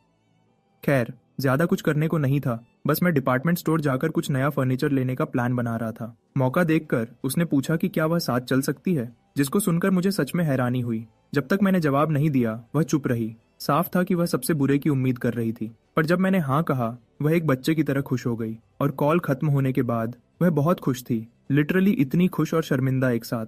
जुंगयोप की बातें अचानक उसके दिमाग में गूंजने लगीं, वही बातें जो शायद मेरे साथ उसकी किस्मत तय कर सकती थीं। उसको यकीन नहीं था कि उसके पास कन्फेस करने की हिम्मत है, पर उसने उम्मीद की कि वह अपना बेस्ट देगी। जब अगला दिन आया, मैं पहले ही उससे मिलने वहां मौजूद था। शायद मेरी गलती थी कि मैं बहुत जल्दी आ गया। जैसे ही मैं पास के कैफे में जाने वाला था, सुआ बिल्कुल सही वक्त पर आई, जिसका मतलब वह भी जल्दी थी। वह उस दिन आमतौर पर से ज्यादा खुश लग रही थी और आम ऑनरिफिक्स के बजाय मुझे एएपीए कहकर बुलाने लगी। मुझे लगा कि चूंकि हम ऑफिस के बाहर थे तो यह ठीक था, जबकि मुझे उससे असली इरादों का कोई आइडिया नहीं था। वह सिर्फ मुझे देखकर ही शर्मा रही थी। इसके साथ हम दोनों एक साथ स्टोर के अंदर चले गए। मेरी बिच एक्स वाइफ को मत भूलना, जो मेरा इंतजार कर रही थी कि मैं आऊंगा। जब हम भीड़ भाड़ वाली आइल्स में घूम रहे थे, सुआ ख्यालों में खो गई। रियलाइज कर रही थी कि यह पहली बार था जब वह मुझसे अकेले में मिल रही थी। शायद जिस तरह से हम शॉपिंग और हंसी मजाक कर रहे थे, उसे डेट भी कहा जा सकता था। यह सोचकर वह और ज्यादा शर्मा गई। इस दौरान मैं बिल्कुल बेखबर था और सिर्फ उन्हें ढूंढने पर फोकस कर रहा था, जो सबसे अच्छा फर्नीचर हो सकता था। यहाँ तक कि उसने भी मेरी एक्साइटमेंट नोटिस की। मेरा एक्साइटेड होना भी लाजमी था। आखिरकार जब मैं उस सेमी बेसमेंट में रहता था, मेरे पास सिर्फ मोटी पुरानी रजाइयां थीं। इन प्रीमियम फैब्रिक्स का आराम महसूस करना ही मेरे लिए काफी था। 3 ब्लैंकेट सेट्स पर लगभग 2 मिलियन वन खर्च करने के बाद मैं आगे बढ़ा और एक कॉर्डलेस वैक्यूम क्लीनर खरीदा। फिर लेटेस्ट रेफ्रिजरेटर की बारी आई और फिर वॉशिंग मशीन और ऑफ कोर्स 2-3 सोफास भी। आखिर में मैंने वह सब कुछ खरीद लिया जो मैं चाहता था। टोटल कॉस्ट 56 मिलियन वन तक पहुंच गई। सच में ब्रो, मैं शॉपिंग में मजा कर रहा था। जब आप अल्ट्रा रिच होते हैं तो शॉपिंग में मजा आता है। इतना लग्जूरियस सामान खरीदने के बाद भी मेरी सेविंग्स पे ज्यादा फर्क नहीं पड़ा। इतना पैसा होना सच में एक वीडियो गेम में चीट कोड्स होने जैसा लगता है। अपनी शॉपिंग स्प्री की जल्दबाजी में मैंने अपनी साथ वाली लड़की को पूरी तरह भूल गया था। मैंने सोचा कि वह मेरे साथ आते हुए बोर हो गई होगी, पर मेरे अनुमान के उलट उसने कहा कि वह सच में एंजॉय कर रही थी। जब उसने रियलाइज किया कि वह मेरे साथ इतना अच्छा टाइम बिता रही है, तो उसे जुंगयोप की सलाह याद आई कि आखिरकार कन्फेस कर देना चाहिए। अब तक वह समझ गई थी कि वह हमेशा के लिए हिचकिचा नहीं सकती, तो हिम्मत जुटाकर वह मेरी तरफ पलटी। पर मैं एक बेवकूफ की तरह उसे इंटरप्ट कर बैठा। मेरे बुद्धू दिमाग को यह भी रियलाइज नहीं हुआ कि वह कन्फेस करने वाली थी और मैंने बीच में ही उसकी बात काट दी। उसने उस बात को टाल दिया और मुझे कहा कि मैं अपनी बात आगे बढ़ाऊं। पर जब उसने जिद की कि उसका सवाल अर्जेंट नहीं था, मैंने बात करना शुरू किया, लेकिन एक और ख्याल से दोबारा इंटरप्ट हो गया। मेरी बिच एक्स को मत भूलना। सीन पर उसे छोड़ने के बाद वह पूरी तरह पागल हो गई थी। यह बात कि मैंने आने की तकलीफ भी नहीं की उसे दीवाना बना रही थी। अगले दिन हमेशा की तरह मेरे कोवर्कर्स एक्सआरपी से हुए प्रॉफिट्स का जश्न मना रहे थे। इस वक्त तक पूरी कंपनी क्रिप्टो एडिक्ट्स बन चुकी थी और मैं उनका गुरु। हमारा असिस्टेंट मैनेजर नासंगुक, जिसने एक बार क्रिप्टो को गैम्बलिंग कहा था, उसे फाइनली अपना पहला प्रॉफिट मिला और वह खुशी से अपने होश खो बैठा। वह जिंदा मिसाल है उस डेफिनेशन की। अगर मैं करप्शन का हिस्सा नहीं हूं तो यह गलत है। अगले 2 महीने में इथीरियम 3 गुना हो गया और एक्सआरपी 10 गुना बढ़ गया। ये जोरदार प्रॉफिट्स ने सीधे साधे लोगों को भी लालची बना दिया। लोग हमेशा सोचते हैं कि एक बार जब वह बड़ा जीत जाएंगे तो लालच करना बंद कर देंगे, पर रियलिटी इसके उलट है। एक बार जब आप आसान पैसे का जाल खा लेते हैं, आप पहले ही जाल में फंस चुके होते हैं। तब आपके असूल और ईमान गायब होने लगते हैं और आप एक के बाद एक लापरवाह हरकत करना शुरू कर देते हैं। उसके बाद हमेशा तबाही ही इंतजार करती है। शायद मैं तालाब में एक बड़ी मछली वेल था जिसका जाल में फंसना मुश्किल था, पर मैं भी उससे महफूज नहीं था। मुझे अब भी अपने फादर की सलाह याद है। सिर्फ इसलिए कि आपके पास गेम में एज है, इसका मतलब ये नहीं कि आप जीतेंगे। जीत तभी मानी जाती है जब आप चिप्स हाथ में लेकर पोकर टेबल से उठते हैं। कंपनी चैट में दो नाम हर मैसेज में आते रहते थे, मेरा और एक्सआरपी का। असिस्टेंट मैनेजर नसोंगुक हर टेक्स्ट पढ़ रहा था, हसद में डूबा हुआ। उसको लगता था कि मैं तारीफ के काबिल नहीं हूँ, कि सिर्फ अच्छी किस्मत की वजह से मैं अमीर हुआ था। उसको लगता था कि वह मुझसे ज्यादा जानता है। उसका कॉन्फिडेंस उस 100 मिलियन वन से आया था जो उसने 1 महीने में कमाए थे। उसको यकीन था कि उसकी किस्मत आगे भी चलेगी, कि वह जल्दी ही रिवरसाइड कॉन्डो और स्पोर्ट्स कार खरीद लेगा, और फिर बाकी जो बचेगा वह सुआ जैसी किसी को अपना प्यार कन्फेस करना होगा। उसी पल मैंने ग्रुप चैट में अनाउंस किया कि मैं अपने दोनों एक्सआरपी और इथेरियम को बेचने जा रहा हूँ। कुछ कोवर्कर्स को मेरे इस अचानक फैसले पर यकीन नहीं हुआ। नसंगुक को लगता था कि मैं पागल हूँ जो ऐसे वक्त में बेच रहा था। उसको यकीन था कि वह मुझसे ज्यादा होशियार है और उसे कोई फर्क नहीं पड़ता था। उसने दूसरों को भी मनाने की कोशिश की। उसके लिए मैं ग्रुप का लापरवाह बंदा था। फिर भी मैंने शांति से अपना रीजन बताया। मार्केट बहुत तेजी से बढ़ गया था और करेक्शन आना तय था। ऑफ कोर्स मैं सबका दिमाग नहीं बदल सकता था, तो मैंने एक आखिरी मैसेज के साथ चैट बंद कर दिया। अगले दिन मैं टीम लीडर ऑन म्योंगुक के पास था। टीम लीडर ऑन ने मुझे एक दूसरी जगह जाने को कहा। ये बंदा मुझे रूफटॉप पे ले आया और मेरी पीठ पर जोर जोर से थपकी मारने लगा। मेरा बॉस मेरी क्रिप्टो इन्वेस्टमेंट एडवाइस पर फख्र महसूस कर रहा था। मैंने एक लेटर खोला और उसे 2 हफ्ते की छुट्टी का नोटिस दिया। किसी वजह से लीडर ऑन तैयार नहीं था और उसे लगा कि मैं रेजिग्नेशन दे रहा हूँ। उसका चेहरा सच में प्राइसलेस था। सवाली नजर से पूछ रहा था कि मेरे जैसा इतना अमीर बंदा इस घटिया जॉब से रिजाइन क्यों नहीं कर रहा था। सुआ के साथ अपनी कॉन्वर्सेशन याद आई। मैंने उससे यूनाइटेड स्टेट्स जाने के अपने प्लान्स बताए थे। बात यह थी कि मेरे पास एक्सपीरियंस और नॉलेज की कमी थी और मुझे उससे जल्दी ठीक करना था। दिलचस्प बात यह थी कि सुआ की जुबान से शब्द नहीं निकल पाए। वह शायद भूल गई थी कि उसे क्या कहना था और सिर्फ मुझे सेफ ट्रिप की विश की। टीम लीडर ऑन ने आसानी से मेरी छुट्टी का नोटिस अप्रूव कर दिया, पर मैं एक मुश्किल सिचुएशन में था और उससे सलाह मांगी। देखो, मैं एक टूटी फूटी बिच गरीब इंसान था जिसके पास न कोई करियर था, न टैलेंट, न कोई खास ख्वाहिश। मुझे ये सब पैसा मिल गया उन लोगों से जलते हुए जिन्होंने अपनी पूरी जिंदगी अपने सपनों पर खर्च की थी। यहाँ पर मेरे बॉस ने मेरे ख्यालों पर तनकीद की और सीधे से उन्हें बकवास बुलाया। मैं उसके इस रूप को देखकर हैरान था। उसने मुझे अपने बचपन के सपने के बारे में बताया कि वह गोल्फ प्लेयर बनना चाहता था। लीडर ऑन ने इतनी प्रैक्टिस की थी कि उसकी हाथों की खाल उतर गई थी, फिर भी वह लगा रहा। मैं जानता था कि वह अपने सपने को पूरा करके खुश था, पर फिर एक दिन उसकी दुनिया टूट गई। उस बेचारे बंदे को पता चला कि उसे अपने सपने को फाइनेंस करने के लिए उसके पेरेंट्स को कितनी ज्यादा फीस देनी पड़ी थी। सब कुछ के बावजूद ऑन को अपना सपना मार देने का मुश्किल फैसला लेना पड़ा और ऑफिस में आना पड़ा। उसका नया सपना अपने परिवार के साथ रहना और बस कैजुअल बेसबॉल गेम देखना है। अपनी बुद्धिमानी से मुझे समझाते हुए उसने जोर दिया कि जिंदगी में सपनों को पूरा करने के बहुत सारे मौके होते हैं और सपनों के पीछे पागल नहीं होना चाहिए। इतनी देर तक मैं चुपचाप उसकी सलाह सुन रहा था और मैं अंदर से हिल गया। मेरे ख्याल और साफ हो गए, जिससे मुझे एक एक कदम उठाने और जिंदगी आहिस्ता आहिस्ता आगे बढ़ाने की इजाजत मिली। आखिरकार मेरा नोजी बॉस मेरे पास आया और उसने बड़े सवाल का जवाब पूछने का फैसला किया। मैंने कितना पैसा कमाया? मैंने गोलमोल बातें शुरू की। गांगनम गो में एक एवरेज अपार्टमेंट की कीमत के बारे में पूछा। उस वक्त जवाब $2 बिलियन था और उस नंबर को रेफरेंस बनाकर मैंने अपने कान में उसको वह पैसा फुसफुसाया जो मैंने कमाया था। ये कहना ठीक होगा कि उस आदमी का मुंह हैरानी से खुला रह गया। वह रियलिटी पर सवाल उठा रहा था। एक हिस्सा सच में मुझ पर फख्र कर रहा था, क्योंकि मैं सिर्फ ऑफिस वर्कर बनकर नहीं जा रहा था, बल्कि एक आदमी जो ऑफिशियली ट्रिलियंस के दायरे में दाखिल हो चुका था। इस बातचीत के तुरंत बाद मैंने सामान पैक किया और एयरपोर्ट के लिए निकल गया। तुरंत मैंने फर्स्ट क्लास में प्रीमियम ट्रीटमेंट नोटिस किया और याद आया कि इकोनॉमी में उड़ना कितना बेकार होता था। मैं खुशी से गुनगुनाते हुए पीछे होकर बैठ गया, जब तक कि मेरी दाईं तरफ से एक आवाज ने मेरा ध्यान नहीं खींचा। यह औरत कॉल पर थी, तो जब हमारी आंखें मिली मैंने उसे हाथ हिलाकर हेलो कहा। उसने मुझसे माफी मांगने के लिए अपना कॉल काट दिया। इस चीज को बिजनेस अपॉर्चुनिटी के रूप में इस्तेमाल करने की जिज्ञासा, क्यूरियोसिटी में उस औरत ने मुझे अपना पर्सनल बिजनेस कार्ड थमा दिया। वो जिन युग्युंग थी, एक एग्जीक्यूटिव डायरेक्टर और अपनी उम्र के हिसाब से एक शानदार सक्सेस स्टोरी। जब मैं उसके कार्ड के डिटेल्स पढ़ रहा था, मैंने खुद को एक फार्मास्यूटिकल कंपनी का एक आम सेल्स रेप बताया।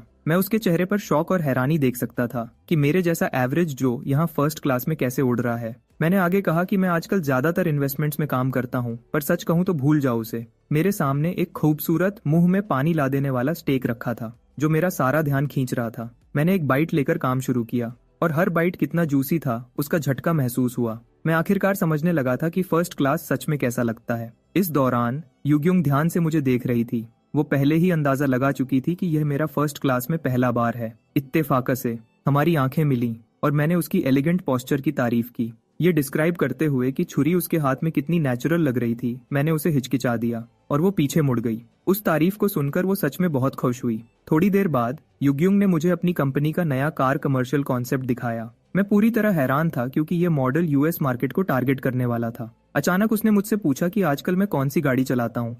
हालांकि मैं एक हम्बल आदमी हूँ, मैंने कैजुअल तरीके से अपनी फेरारी होने का दिखावा किया। वो औरत पूरी तरह शॉक में फ्रीज हो गई और मुझे बताया कि वो स्पोर्ट्स मॉडल्स और इलेक्ट्रिक व्हीकल्स पर भी काम कर रही है। मैंने एक्चुअली अपनी जिंदगी के एक दौर में मायराई इलेक्ट्रिक कार चलाने के अपने एक्सपीरियंस को जोड़ा। मैं देख सकता था कि उसका चेहरा खुशी से चमक उठा था, मेरे एक्सपीरियंस के बारे में सुनने के लिए तैयार। जब तक कि मैंने उस औरत को कार के एक्सेलरेटर और ब्रेक सिस्टम की तनकीद करके तबाह नहीं कर दिया। हालांकि मैं सच में अपना एक्सपीरियंस बयान कर रहा था, युगयुंग यहाँ होश खो रही थी। उसी वक्त मुझे रियलाइज हुआ कि मैं कितना बदल चुका हूँ। पहले मुझे उसकी कैलिबर की औरत से ऐसे खुलकर बात करने की हिम्मत भी नहीं थी। उसकी रुचि, इंटरेस्ट्स में झांकने का फैसला करते हुए मुझे पता चला कि युगयुंग को बचपन में कार्स का शौक था। वो एक एंथुजियास्ट थी जिसने दर्जनों अलग अलग कार्स चलाई थी। क्यूरियस होकर मैंने डिटेल्स पूछी। उसका रीसेंट एक्सपीरियंस मिनी चलाने का था। उसको उसकी खूबसूरत डिजाइन की वजह से बहुत पसंद आई थी। मैं आखिरकार देख सकता था कि उसका चेहरा फिर से चमक रहा था। फ्लाइट आगे बढ़ी और हम सैन फ्रांसिस्को एयरपोर्ट पर उतरने ही वाले थे। युगयुंग फ्लाइट के बाकी हिस्से में अपनी कंपनी स्पेसिफिक्स और मार्केट डिफिकल्टीज के बारे में बातें करती रही।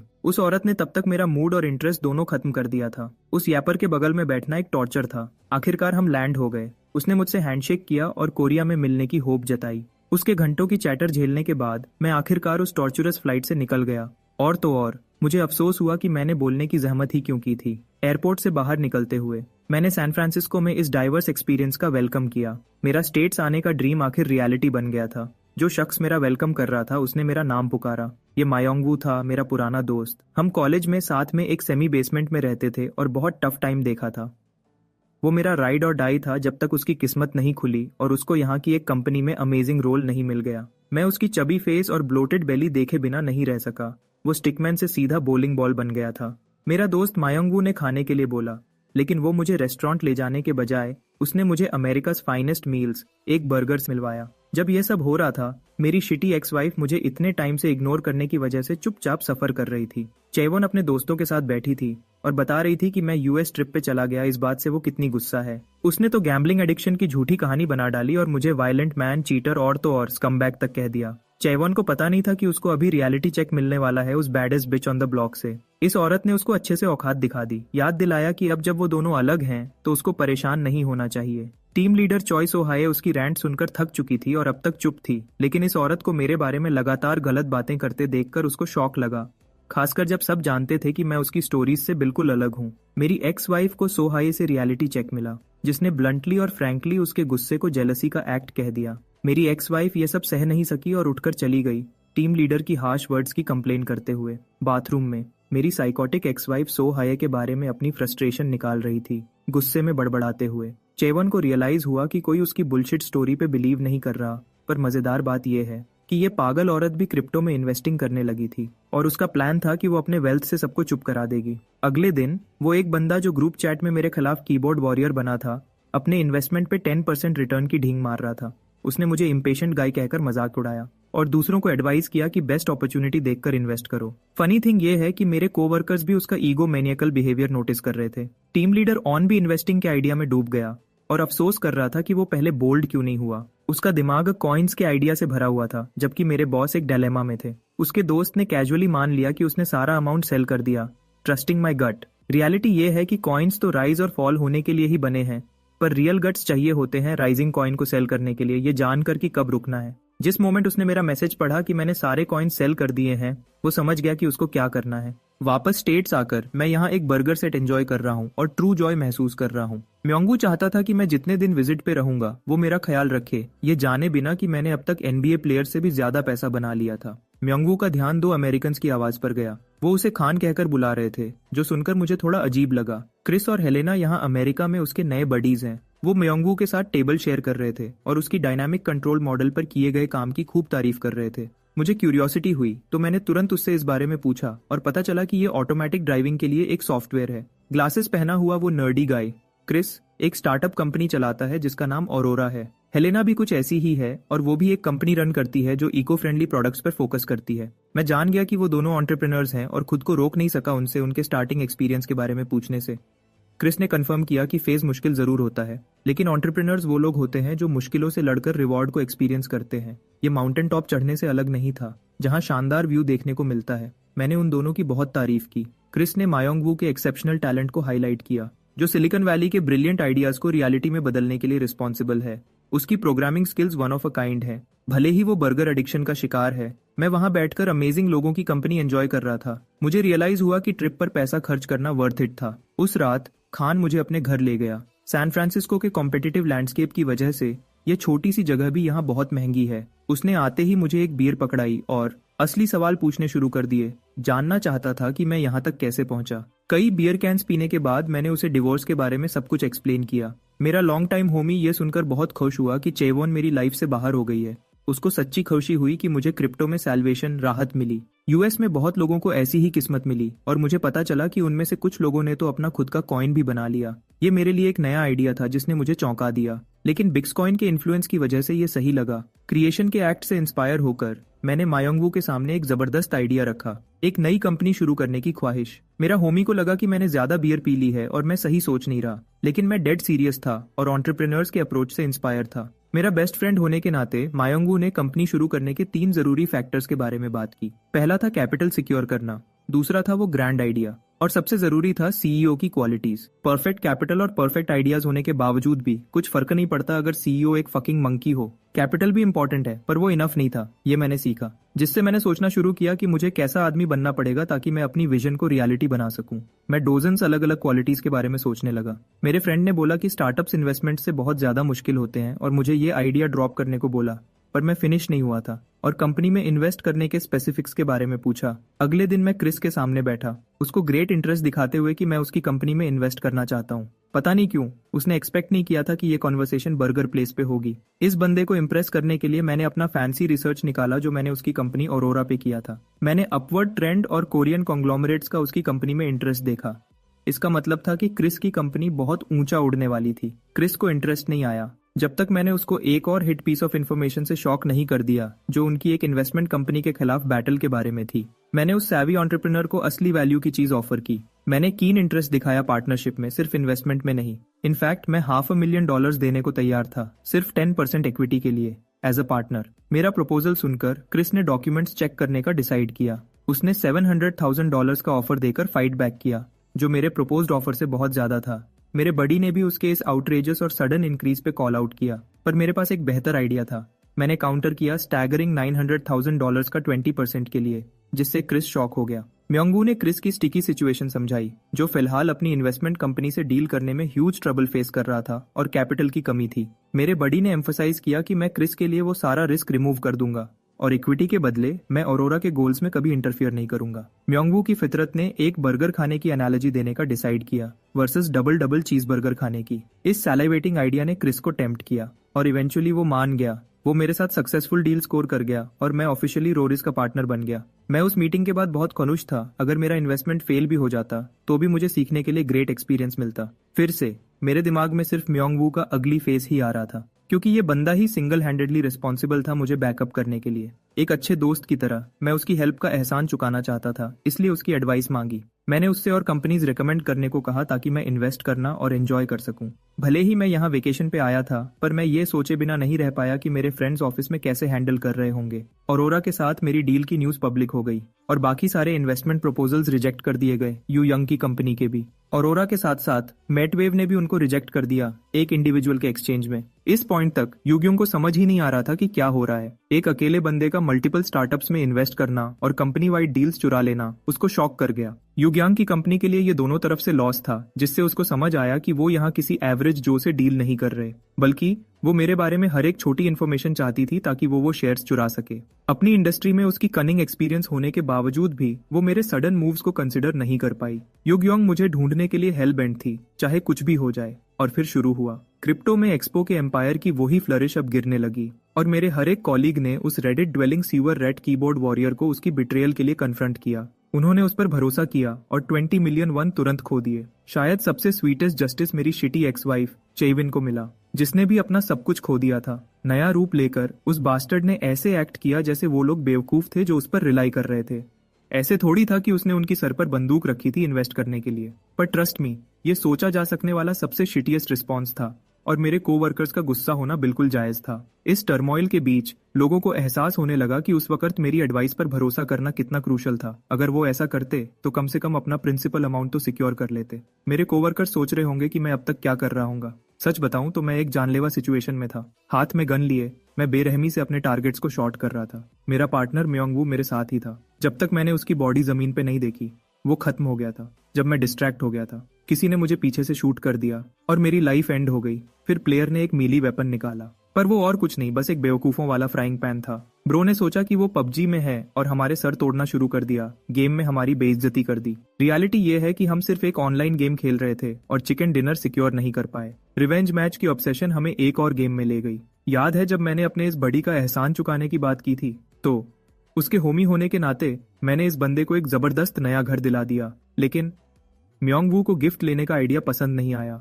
ब्रो हर चीज हार्डकोर रिफ्यूज कर रहा था जब तक उसने उस घर में कैजुअली रखा हुआ वो मैग्निफिसेंट गेमिंग पीसी नहीं देखा। वहां हर तरह के कंसोल्स थे। ये ऐसी जगह थी जिसको एक आदमी का अल्टीमेट ड्रीम बोल सकते हैं। हम दोनों ने साथ रहने का एग्री कर लिया। अपने गेमिंग सेशन के दौरान मैंने उसको बैकपैकिंग में अपने इंटरेस्ट के बारे में बताया। मैं यहाँ 2 वीक्स के लिए आया था, पर टीम लीडर ऑन से अपना स्टे एक्सटेंड करने की रिक्वेस्ट की। अचानक उसके दिमाग में एक आइडिया बर्स्ट हुआ और उसने मुझसे एक फेवर मांगा। पहले तो मुझे लगा वो भी टैग अलोंग करना चाहता है, पर लगता है उसके प्लान्स कुछ और थे। तो हम निकल पड़े बस राइड पकड़कर। जब एक गॉर्जियस ब्लॉन्ड लेडी मेरे शोल्डर पे सो रही थी, मैं तो बस एक सिंपल ट्रिप चाहता था। पर इस लेडी, देखो यार, मेरा ये डम्ब एज बेस्ट फ्रेंड चाहता था कि एली साथ चले।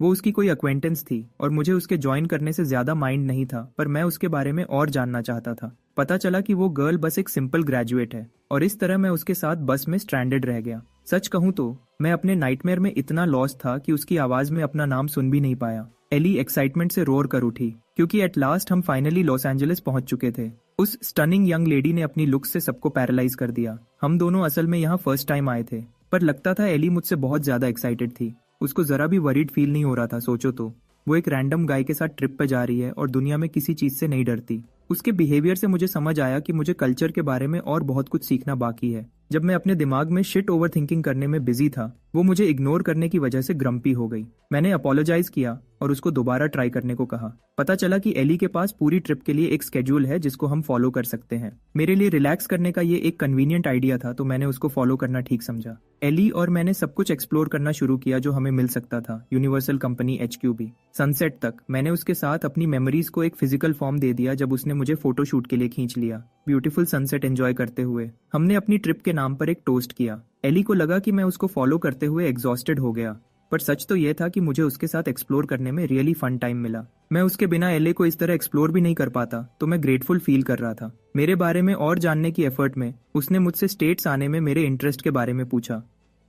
मैंने सिंपल रखा और बताया कि मैं एक डिफरेंट कल्चर के बारे में क्यूरियस था। फिर मैंने उससे वही क्वेश्चन पूछा। पता चला कि वो फ्रेश ग्रेजुएट अपनी प्रोफेशनल करियर शुरू करने से पहले फ्रेश एयर लेना चाहती थी। उस ब्रिलियंट यंग वुमन ने वॉल स्ट्रीट पर जॉब सिक्योर कर ली थी और जानती थी कि उसकी लाइफ बिजी होने वाली है।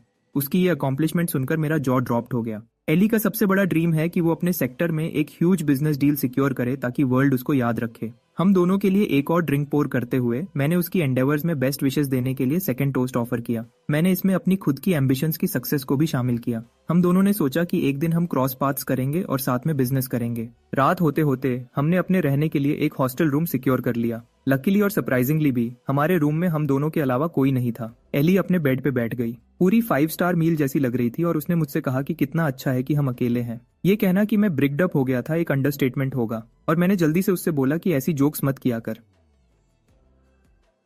उसने टीजिंग करना बंद कर दिया और उसके थोड़ी देर बाद हम दोनों सो गए। पर मैं रेस्टलेस था यार, बिल्कुल भी सो नहीं पाया। जिस तरह उसने इतनी कैजुअली हमारे स्मैशिंग का इम्प्लाई किया, वो मेरे बिंगो कार्ड्स में नहीं था। मेरी वर्जिन एस तो ऑलमोस्ट उसका ऑफर रिफ्यूज नहीं कर पाई थी, लेकिन ऐसा करता तो मेरा बैड नेम हो जाता। तब मुझे रियलाइज हुआ कि अब से मुझे अपनी थर्ड लेग का ख्याल रखना पड़ेगा। अगली रात हमने फुल ऑन एंजॉय किया जितना हम कर सकते थे। जैसी वो गॉर्जियस लगती है। एली एक स्मोकिंग सेक्सी स्विमसूट पहनकर आई। मुझ पर लीन डाउन होकर उसने टीजिंगली सजेस्ट किया कि चलो नाइस स्विम के लिए चलते हैं। मैंने क्रिप्टो गॉड से स्ट्रेंथ मांगी। पूल में उसने इतनी एलिगेंस से डाइव किया, जबकि मैं तो चिकन आउट हो गया और उसके बाहर आने का वेट करता रहा। वेट और शाइनी लगते हुए वो पहले से भी ज्यादा गॉर्जियस दिख रही थी। मैंने उससे बताया कि मैं स्विमिंग में ज्यादा अच्छा नहीं हूँ, पर पर उसने इसको एक अपॉर्चुनिटी समझा और मुझे पानी में खींचने लगी। एली मेरा ट्यूटर बनना चाहती थी, पर भाई मैं तो शिटिंग ब्रिक्स था। एंड में अमेरिकन कल्चर बहुत ज़्यादा इजी और ओपन लगी। मैं थोड़ा डिस्टेंस रखना और अपना रिलेशनशिप वैसा ही मेंटेन करना चाहता था, इसलिए मैंने उससे कहा कि मैं जल्दी चला जाऊंगा। इसी बीच कुछ क्लाउन्स आ गए हमारी पार्टी पे रेन करने। ये हॉट शॉट सोच रहे थे कि वो एली जैसी स्मोकिंग गन ब्यूटी को स्कोर कर लेंगे। शायद सबसे स्केरियस्ट पार्ट ये था कि उनमें से एक ड्यूड मुझ में इंटरेस्टेड था। Miss me out on that gay shit. Ellie ने उनका इन्विटेशन डिक्लाइन कर दिया, पर इन गाइज को रिजेक्ट होने की कोई परवाह ही नहीं थी। उसकी गॉर्जियस पर्सनालिटी ने उन क्लाउन्स में से एक को अल्यूरिंग लगी और वो उसको टच करने ही वाला था जब मैं स्वूप्ड इन उसका हाथ पकड़ा और उनसे कहा कि उसको टच मत करना। एली मुझे अपने डिफेंस में खड़ा देखकर शॉक्ड हो गई। मैं बड़ा आदमी बनकर डिफेंड तो कर बैठा, पर मुझे आगे क्या करना है इसका कोई आइडिया नहीं था। आई मीन वो 3-on-1 था और मेरी एस बीट होने वाली थी। मेरी मेन प्रायोरिटी एली की सेफ्टी सिक्योर करना थी, पर मेरे शौक के लिए एली खुद उनके पास आई जैसे कि कोई बड़ी बात नहीं है। उनको कन्फ्रंट करते हुए उसने उन लूजर्स को डिमांड किया कि अगर वह चाहते हैं कि वह सब कुछ भूल जाए तो यहाँ से निकल जाएं। उन पंक्स ने उसे कहा कि किसी को हिट ऑन करना कोई क्राइम नहीं है, पर ऐसा लगता था कि एली प्रिपेयर्ड थी। अचानक गार्ड्स कहीं से पॉप आउट हो गए और मैं क्या बताऊं, उन 3 में से वो गे डूड अभी भी टर्न्ड ऑन लग रहा था। वो माचो लुकिंग बिहीमथ्स ने कैजुअली इन पेंसिल नेक्स से कहा कि औरतों को हरास करने के लिए उनके साथ आओ, और इस तरह वो गाइस स्वीप अवे कर दिए गए, जबकि एली और मैंने अपने ड्रिंक्स के साथ एक लवली टाइम शेयर किया। गार्ड्स ने उनके अनफॉर्चुनेट सिचुएशन के लिए कॉम्पेंसेट भी किया, एक कस्टम जो कोरिया जैसा ही था। ऐसा लगा कि एली मुझ में और भी ज्यादा इंटरेस्टेड हो गई। वह मेरे बैकग्राउंड, मेरी लाइफ के बारे में सुनना चाहती थी।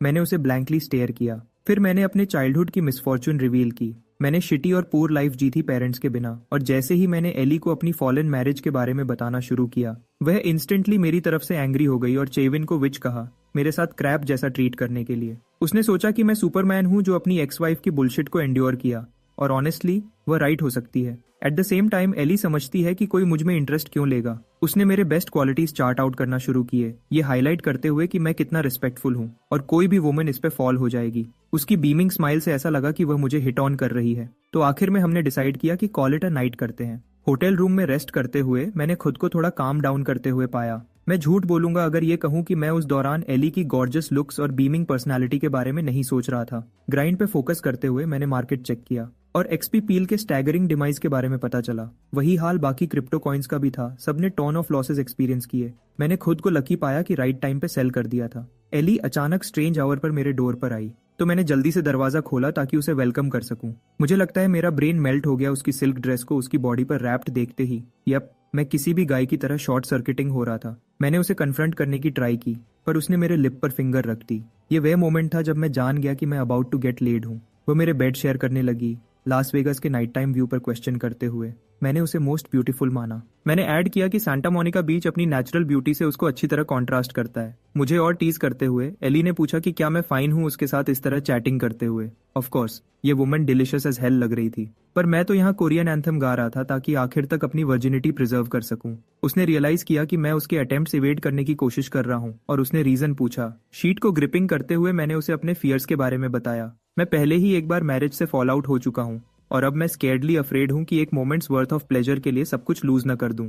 आइडिया तो टेम्पटिंग लग रहा था, पर एली एक गुड फ्रेंड है जिसके साथ मैं कॉम्प्लिकेट नहीं करना चाहता था। मेरे एक्सप्लेनेशन ने उसे रियली बम्ड आउट कर दिया। एक ऑल्टरनेटिव के तौर पर उसने मुझसे बेग किया कि हम पूरी रात स्टे अप करके बातें करते हैं। मैं उसके लिए ओके था। हमने बंच ऑफ डिफरेंट टॉपिक्स पे स्पीक किया इससे पहले कि मैं क्रैश आउट हो गया। वह थी अभी भी अवेक थी, मेरे फेस से प्ले कर रही थी, डिसअपॉइंटेड थी कि मैं जल्दी फेंट हो गया। इस मोमेंट को एक कैश ग्रैब की तरह यूज करते हुए वह एंजॉयबली मेरे बॉडी के क्लोज आई। अपनी पैंट्स में अनेबल टू गेट होन की डिसअपॉइंटमेंट के बावजूद उसने रात के लिए एक हग से सेटल कर लिया। अगले दिन हमने अपनी इनक्रेडिबल ट्रिप के बाद एक दूसरे को फेयरवेल कहा। एली मेरे कोरिया वापस लौटने के प्लान्स के बारे में क्यूरियस थी। मैंने उसके असम्पशन को कंफर्म किया और उसे गुड बाय बोला, पर उसमें कुछ हेजिटेटेड था। इससे पहले कि उसने वार्मेस्ट हग से मुझे बुलडोज्ड कर दिया, अपना पूरा बॉडी प्रेस करते हुए, उसके स्ट्रेस बॉल्स भी इंक्लूडिंग द। उसने मुझसे बेग किया कि कोरिया अराइव होते ही उसे मैसेज करूं। एक मोमेंट के लिए मैं भी अपने आर्म्स उसके चारों तरफ रैप करना चाहता था, पर हेजिटेटेड किया और स्टॉप्ड गया। मैंने फ्लाइट बोर्ड की और एयरपोर्ट से लेफ्ट हो गया, अपनी लॉन्ग ट्रिप के एंड को रेमिनिसिंग करते हुए। मैंने अमेरिका के एम्बिशियस लोगों के साथ वैल्यूएबल रिलेशनशिप्स बनाए थे, वह लोग जिनकी कंपनी मैं कोरिया में कभी एंजॉय नहीं कर पाता। हर सिटी अपने तरीके से ट्रिमेंडस और डिफरेंट थी। सब कुछ ह्यूज कैपिटल के चंक से ड्रिवन था। अमेरिका को इस तरह फ्लरिश करते देखकर मेरे अंदर एक ड्रीम इग्नाइट हो गया, और ज्यादा डू मोर करने की और ज्यादा ग्रेटर रिस्क लेने की और आगे स्ट्राइव फर्दर बियॉन्ड करने की डिजायर। सबसे ज्यादा मैं पहले से भी ज्यादा मनी अर्न करना चाहता था। ये बात मुझे हमेशा बॉदर करती थी कि बिलियनर्स बुढ़ापे में भी हार्ड वर्क क्यों करते हैं। ये इसलिए नहीं कि उन्हें करना पड़ता है, बल्कि इसलिए क्योंकि मनी अर्न करना सबसे एक्साइटिंग वेंचर था। फाइनली मैं एयरपोर्ट पर लैंड हुआ, जहां मेरे बडी ने मुझे ग्रेट जॉय के साथ ग्रीट किया। जुंगयोप अकेला नहीं आया था, बल्कि सुआ को भी साथ लाया था। उसने मुझे ग्रीट किया और मेरी ट्रिप के बारे में पूछा, और उसे देखकर मैं तो लिट अप हो गया। हम आपस में टॉक कर रहे थे, जबकि जुंगयोप शायद अल्टीमेट विंगमैन की तरह हमें बाउंस ऑफ होते हुए देख रहा था। हंग्री थे, हमने लंच करने का सेटल किया। ऑफ कोर्स मैं उन्हें 5 स्टार होटल में ट्रीट करने वाला था। इस पूरे टाइम चेविन मुझे मैसेज करती रही, पर मैंने उसे घास तक नहीं डाली। मैंने अपने अपार्टमेंट के कंफर्ट को एंजॉय किया। अमेरिका के इनक्रेडिबल व्यू के बावजूद मुझे अभी भी अपने प्लेस की सीनरी से बायस था। फाइनली मैंने उन सब लोगों के मैसेजेस चेक किए जिन्होंने मुझे हिट अप किया था। कॉसाइल डेड, और एली ने मुझे एक्साइटिंग न्यूज दी, जबकि मैं स्टेट्स को और ज्यादा विजिट करने के अपने फ्यूचर प्लान्स के बारे में सोच रहा था। मैसेजेस में मुझे चीवान का मैसेज मिला। उसने एक इमोशनल टेक्स्ट लिखा, ऐसा एक्ट कर रही थी जैसे कि उसके बिना डील पे जाकर लॉस मेरा हुआ है। ये वुमन एक रोमांटिक फिलोसोफर की तरह एक्ट कर रही थी और मुझसे इन लव होने के फीलिंग्स कन्फेस किए। सिर्फ वह मैसेज पढ़कर मुझे चिल्स आ गए। क्लियरली इस बिच को एक थेरेपिस्ट से अपॉइंटमेंट की जरूरत थी। इसी बीच चेविन ऑल बाय हरसेल्फ थी, जानती थी कि मैंने उसे फिर से गोस्ट कर दिया है। वह रोमांटिक साइड एक मेनेसिंग वन में बदल गई। पहले उसने मुझे इडियट कहा, फिर उसने खुद को यह कंफर्ट दिया कि वह अपनी लाइफ में मूव ऑन कर चुकी है, और मुझे थ्रेटन किया कि वर्क पर मेरी लाइफ कॉम्प्लिकेटेड होने वाली है। मैं उससे अफ्रेड था और उसे फिर से ब्लॉक कर दिया। एक बार फिर इस ईविल वेंच से डिवोर्स लेने के अपने डिसीजन पर कन्विंस्ड हो गया। अगले दिन मैं अपने बडीज के लिए होल बंच ऑफ सुवेनियर्स लेकर ऑफिस आया। मेरे अटर शॉक के लिए हर कोई लूमिंग ओवर और डिस्पेयर में था। एक्साइटमेंट का कोई हिंट नहीं था। मेरे कुछ बडीज ने मुझे ग्रीट किया। वह लोग जिन्होंने मेरी एडवाइस मानी थी, उन्होंने प्रॉफिट बनाया और राइट टाइम पे क्रिप्टो से पुल आउट कर लिया था। उससे मुझे रियलाइज हुआ कि ये लोग ज़ॉम्बीज की तरह एक्ट क्यों कर रहे थे। असिस्टेंट नासंगुक की शिटी एडवाइस की वजह से उन्होंने अ शिट टन खो दिया था। 95% क्रैश एक्सपीरियंस करना आसान नहीं होता। फिर मैंने अपने टीम लीडर्स को देखा, जिन्होंने मुझे इतनी जल्दी वेलकम न करने पर टीज किया। मीटिंग रूम में मैंने उन्हें 2 एक्सपेंसिव वॉचेस दी, जिससे उनके वेरी हैंड्स ट्रेम्बल करने लगे ऑ में।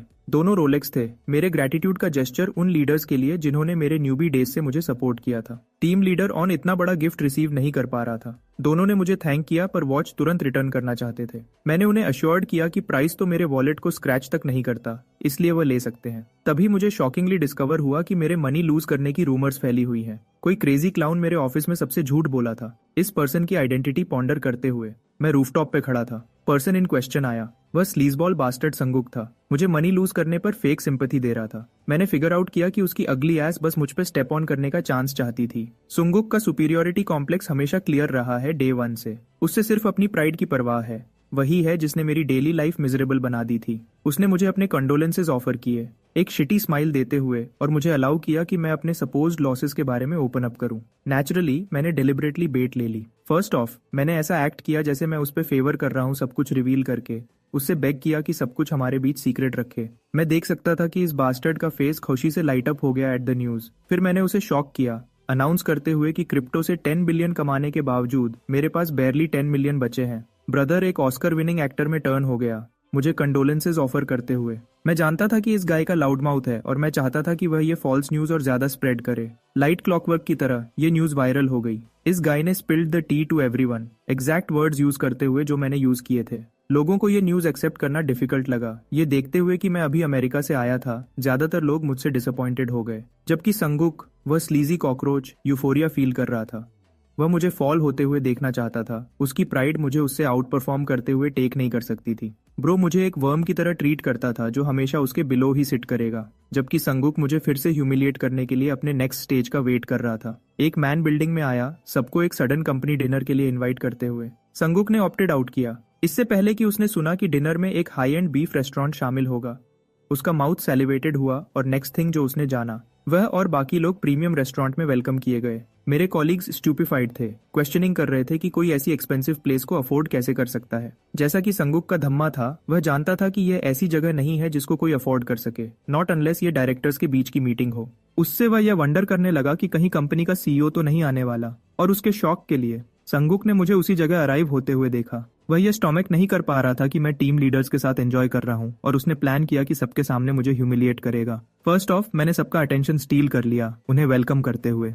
स्टेज सेट थी। मैंने अपने फ्रेंड्स को बताया कि मैं रिटर्न होने के बाद उन्हें एक प्रॉपर डिनर से थैंक करना चाहता हूँ, उन्हें यह फ्रीडम देते हुए कि वह जितना चाहे खा सकते हैं। संगुक की रियलिटी बिलियन पीसेस में शैटर हो गई। मैंने एक्सपर्टली गैसलाइट किया था, ऐसा एक्ट करके कि मैंने अपनी पूरी फॉर्चून लूज कर दी और फिर ये मूव पुल करके उसका दिमाग और ज्यादा ब्रेक कर दिया। बाकी लोग भी डिस्कस करने लगे, जानते हुए कि अगर मैं ब्रोक होता तो ऐसा लैविश डिनर पुल ऑफ कभी नहीं कर पाता। इसके बजाय उन्होंने फॉल्स इन्फॉर्मेशन के लिए संगुक को ब्लेम किया। उसकी प्राइड फिर से हर्ट हुई तो वह एंगर में खड़ा हो गया। दोनों टीम लीडर्स ने मेरे लिए वाउच किया, सुंगुक को अश्योर किया कि मैं ऐसी फॉर्चून कभी लूज नहीं कर सकता। पर वह कॉन्फिडेंशियल इन्फॉर्मेशन रिवील करने और उसके डिमाइस की न्यूज स्प्रेड करने के उसके बिहेवियर से डीपली डिसगस्टेड थे। मैंने उस रात को वहीं पकड़ा जहां मैं चाहता था। शैडोज से बाहर आकर मैंने उसे कन्फ्रंट किया और संगुक को बीफ एंजॉय करने की अलाउंस दी। मेरा ओल्ड सेल्फ उसकी बुलशिट इग्नोर कर देता क्योंकि ये रूमर्स जो उसने मेरे बारे में स्प्रेड किए थे रियलिटी से ज्यादा फार ऑफ नहीं थे। पर नो वे इन हेल अब मैं वह बिहेवियर टॉलरेट करने वाला था। अपने वर्ड्स से उसे स्वीट पॉइजन फीड करते हुए मैंने संगुक को अश्योर्ड किया कि यह डिनर स्पेशली उसके लिए प्रिपेयर किया गया था। जहां मैं अब हूं, नो वन मुझ पर स्टेप ऑन नहीं करने वाला एवर अगेन।